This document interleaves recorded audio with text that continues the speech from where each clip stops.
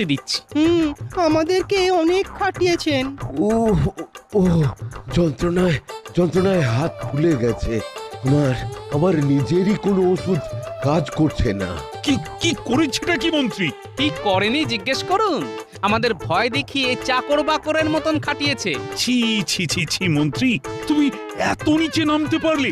ভুলে গেছে, ক্ষমা করে দিন, ভুলে গেছে। তুমি ওখানেই থাকো। চলো চলো, তোমরা মন্ত্রীকে তোমরা উপযুক্ত শাস্তি দিয়েছো। আগামী 3 দিন ওই গোবরের গর্তের ভেতরেই থাকবে।